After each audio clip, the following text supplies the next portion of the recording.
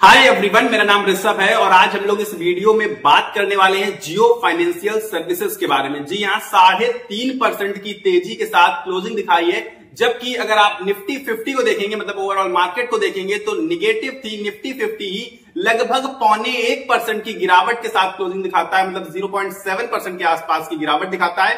जबकि जियो financial services ने आज स्ट्रेट अवे रैली दिखाई है। सुबह से ही लगभग गिरा नहीं, नीचे नहीं गिरा, लगभग आधा 1% की तेजी में था और इसके बाद एक न्यूज निकल कर आती है और इसके बाद 3.5% की स्ट्रेट अवे रैली दिखा देता है और अच्छे खासे पॉजिटिविटी के साथ क्लोजिंग दिखाता है और ब्रेकआउट दे चुका है। अब ये स्टॉक रुकने वाला नहीं है, ऐसा नजर आता है अभी हाल फिलहाल चार्ट पैटर्न को देखकर, और जितनी बड़ी न्यूज है उसको देखकर भी यही समझ में आता है। तो मार्केट में तेज गिरावट है, इसके बावजूद जियो फाइनेंशियल सर्विसेज की ये रैली क्यों आई है, इस बारे में डिस्कस करने वाले हैं हम लोग। और इसमें ये रैली कब तक बनी रहेगी, इस बारे में डिस्कस करेंगे। साथ ही साथ वो न्यूज क्या है जिसकी वजह से ये तेजी आई है, इस बारे में जानकारी हासिल करेंगे। टारगेट प्राइस जानेंगे कि शॉर्ट टर्म और लॉन्ग टर्म में टारगेट्स क्या निकल कर आ रहे हैं जियो फाइनेंशियल सर्विसेज के। तो आपको क्या करना है, लास्ट तक बने रहना वीडियो को बिना स्किप किए हुए देखिएगा। चलिए फटाफट से शुरू करते हैं जियो फाइनेंशियल सर्विसेज के बारे में। तो कुछ एक ऐसी आज न्यूज निकल कर आती है जिसका असर आज मार्केट में तो बहुत कम था, लेकिन जियो फाइनेंशियल सर्विसेज पर बहुत ज्यादा देखने को मिला। ऑल्दो ये निफ्टी 50 का हिस्सा है। अब आप कहेंगे ये न्यूज क्या है, तो न्यूज ये है कि म्यूचुअल फंड बिजनेस के लिए सेबी ने अप्रूवल दे दिया। सेबी ने इनको ग्रांट कर दिया अप्रूवल अपनी तरफ से, और इस बिजनेस का नाम क्या है, Jio BlackRock mutual fund business. अब आप कहेंगे कि ये बिजनेस तो इनका पहले स्टार्ट हो चुका था, स्टार्ट कर दिया था, लेकिन अप्रूवल का वेट था। म्यूचुअल फंड का बिजनेस इनका ऑलरेडी रनिंग था, लेकिन आज सेबी की तरफ से इन्हें मंजूरी मिलती हुई नजर आई है और इसकी न्यूज आज निकल कर आई है। मतलब अप्रूवल कल ही मिल गया था इनको, 26 मई को सेबी ने इन्हें अप्रूवल दिया। और इसीलिए मुझे पर्सनली लगता है कि इनसाइडर न्यूज की वजह से आज ये स्टॉक गिरने का नाम नहीं ले रहा था, जबकि आप पूरी ओवरऑल मार्केट देखेंगे तो गिरी पड़ी हुई थी, लेकिन ये स्टॉक नहीं गिरा। और जैसे ही न्यूज निकल कर आती है, न्यूज हमारे सामने आती है, इसके बाद तो स्ट्रेट अवे रैली दिखाना स्टार्ट कर देता है ये स्टॉक, की हम सबने बहुत ही बेहतर तरीके से देख लिया। अब क्योंकि इस बिजनेस को, जो म्यूचुअल फंड बिजनेस को मंजूरी मिली है, इस बिजनेस का नाम क्या है, Jio BlackRock mutual fund business. अब ब्लैक रॉक कौन है, ये हम सब बहुत ही अच्छे तरीके से जानते हैं। पूरी वर्ल्ड की लार्जेस्ट एसेट मैनेजमेंट कंपनी का नाम है ब्लैक रॉक। अब ब्लैक रॉक कंपनी का काम क्या है, देखिए, एक तो खास बात है कि एसेट मैनेजमेंट करती है और हमारे देश की कंपनी नहीं है, बाहर की कंपनी है। मतलब फॉरेन इन्वेस्टर्स, अगर उन्हें अंबानी जी पर भरोसा नहीं है, जियो फाइनेंशियल पर भरोसा नहीं है, तो भी ब्लैक रॉक का नाम देखकर वो जियो फाइनेंशियल की तरफ अट्रैक्ट हो सकते हैं, यानी कि इसमें एफआईआईज की इन्वेस्टमेंट आने के चांसेस बढ़ जाते हैं, सिर्फ और सिर्फ ब्लैक रॉक के ज्वाइंट वेंचर की वजह से। अब मैं आपको बता देता हूं कि स्टॉक में कुछ प्रॉब्लम क्या है। अच्छाइयां तो मैं आपको बताऊंगा, बहुत सारी अच्छाइयां हैं, अभी भी कुछ बता रहा था मैं, और भी अब बताऊंगा, इसके बाद टारगेट प्राइस बताऊंगा। लेकिन इसमें एक छोटी सी प्रॉब्लम है, सबसे पहले उसको जान लेते हैं कि वो प्रॉब्लम सॉल्व हो सकती है या नहीं हो सकती। अगर वो प्रॉब्लम सॉल्व नहीं हो सकती तो इसमें बहुत अच्छा इन्वेस्टमेंट की अपॉर्चुनिटी बनते हुए नहीं दिखेगी, लेकिन अगर वो प्रॉब्लम सॉल्व हो गई तो आप यकीन मानिए कि बहुत बढ़िया अपॉर्चुनिटी है बिजनेस में इसमें। और खास बात यह भी है कि ये स्टॉक आपको एक मल्टीबैगर रिटर्न भी दे सकता है, अगर सिर्फ और सिर्फ जो प्रॉब्लम मैं आपको बताने जा रहा हूं उसे सॉर्ट आउट कर पाई कंपनी तो प्रॉब्लम क्या है कंपनी के साथ, कंपनी के साथ प्रॉब्लम है कि हाई कंपटीशन। जिस बिजनेस में ये लोग हैं, फाइनेंशियल बिजनेस में, वहां पर कंपटीशन बहुत ज्यादा है। और मैं अगर आपको करंट सिचुएशन की बात बताऊं तो इंडिया में करंटली 44 एसेट मैनेजमेंट कंपनीज हैं, जो कि 69.5 ट्रिलियन रुपीज का टोटल ओवरऑल एसेट मैनेज करती हैं, यानी कि लगभग 70 ट्रिलियन रुपीज को मैनेज कर रही हैं, इंडियन रुपीज में बात बता रहा हूं मैं आपको। तो 44 कंपनीज मिलकर ये काम कर रही हैं, तो उन्हीं में से एक है जियो फाइनेंशियल सर्विसेज। यानी कि इसके सामने आप देख रहे हैं कंपटीशन में कितनी सारी कंपनीज हैं।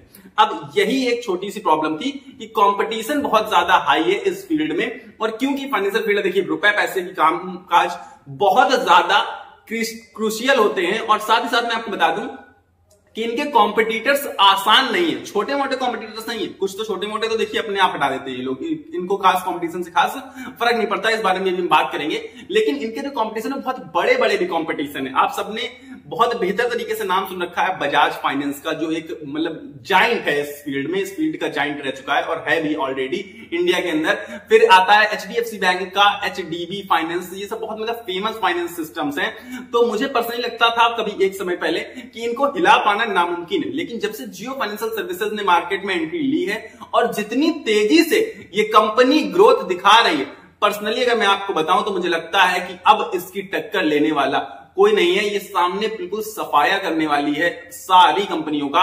और इसका एग्जांपल मैं आपको बता देता हूं कि अंबानी फैमिली की कंपनी है, ऑब्वियस बात है अंबानी फैमिली से रिलेट करती है, और साथ ही साथ कंपटीशन को फेस करना अंबानी फैमिली से बेहतर कोई नहीं जानता। और ये ऑलरेडी प्रूफ कर चुके हैं वो लोग। जब जियो का सिम लॉन्च किया था उन्होंने टेलीकॉम सेक्टर में तहलका मचा दिया था, और आज हम बहुत सब अच्छे से जानते हैं हम लोग कि सिर्फ एयरटेल और जियो दो ही अच्छे से स्टेबल कंपनियां बची हैं, बाकी सबका टेलीकॉम इंडस्ट्री से सफाया हो चुका है। इसके बाद लेकर आते हैं कैंपा कोला में और कड़ी टक्कर देते हैं थम्स अप यानी कि कोका कोला और पेप्सी को। अब आप समझने की कोशिश करिए कि किसी भी बिजनेस में जब कदम रखते हैं अंबानी जी, तो इसके बाद उस बिजनेस में कंपटीशन का सफाया हो जाता है। ये नहीं कि कंपटीशन कम हो जाता है, कंपटीशन बिल्कुल गायब सा हो जाता है। ये समझने की कोशिश करिए आप लोग, क्योंकि इनके पास बहुत ही बेहतर तरीके से टैक्टिक्स स्ट्रेटजीज होती हैं और बहुत ही सुलझा हुआ और बहुत एक्सपीरियंस मैनेजमेंट यूज करते हैं। ठीक है, इसके बाद आप समझने की कोशिश करिए, क्योंकि इनका जियो सिम आपको पता है कितना पॉपुलर सिम है, पूरे इंडिया में सबसे ज्यादा पॉपुलर अगर कोई सिम है इस टाइम पर तो जियो है, जिसकी मदद से इन्हें प्रमोशन में बहुत ज्यादा हेल्प मिल जाती है। अपने किसी बिजनेस को लोग अच्छे से प्रमोट कर लेते हैं और काफी अच्छे से लोगों के दिमाग में बैठा देते हैं कि यही बेस्ट है। ठीक है, साफ सुथरी सी बात ये। तो अब मैं आपको बताऊंगा कि ये चीज एक निगेटिव थी, और अब इसी निगेटिव चीज पर मैं आपको सिर्फ बताना चाहता हूं कि अगर आपको अभी भी लग रहा है कि कंपटीशन को कंपनी फेस नहीं कर पाएगी, कंपटीशन की वजह से प्रॉब्लम आ सकती है आगे चलकर, तो आप इसमें बहुत भारी इन्वेस्टमेंट मत करिएगा। आप सिर्फ और सिर्फ इस स्टॉक के सहारे मत रहिएगा कि ये स्टॉक मल्टीबैगर बनने वाला है, क्योंकि अगर ये कंपटीशन फेस नहीं कर पाई, कंपटीशन को नहीं हटा पाई, या फिर अपने आप को उस कंपटीशन से आगे नहीं कर पाए, तो भी मल्टीबैगर बनने के चांसेस ऑलमोस्ट ओवर हो जाते हैं। ठीक है, ये चीज साफ साफ समझ में आनी चाहिए हमें।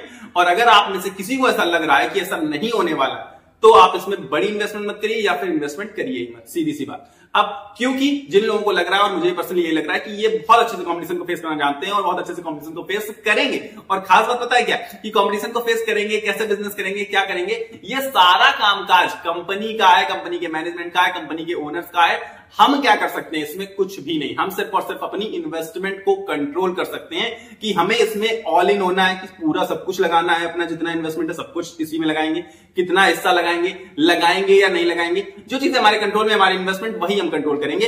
तो अब जिनको लग रहा है कि बिजनेस को हटा देंगे या बिजनेस को ये समझिए कि सामने वाले कंपटीशन को उखाड़ के फेंक देंगे या कम कर देंगे, तो उनके लिए हम आगे बढ़ते हैं। ठीक है, तो उनके लिए मैं आपको बताऊंगा कि इसमें काफी सारी पॉजिटिव चीजें भी हैं, और उन पॉजिटिव चीजों में सबसे ऊपर आती है कि कंपनी का प्रोमोटर्स होल्डिंग बहुत स्ट्रॉन्ग नजर आता है, क्योंकि जियो के साथ मतलब अंबानी फैमिली के साथ साथ ब्लैक रॉक की भी इसमें पार्टनरशिप नजर आती है। तो बहुत बेहतरीन प्रमोटर्स है, मतलब बहुत बड़े जाइंट प्रमोटर्स नजर आते हैं। दूसरी चीज, कंपनी के जो मैनेजमेंट है वो भी बहुत ज्यादा स्ट्रॉन्ग और एक्सपीरियंस नजर आता है। इसके बाद आपको बता दें कि म्यूचुअल फंड बिजनेस, जिसकी वजह से आज ये रैली आई है और हो सकता है अभी आगे आने वाले कुछ समय में ये रैली लगातार बनी रहे, उसका रीजन है कि आप सबको पता है बहुत अच्छे से कि 98 यानी कि 50 पैसे का डिविडेंड भी कंपनी ने अनाउंस किया था, जो कि आगे आने वाले समय में आपको मिलेगा।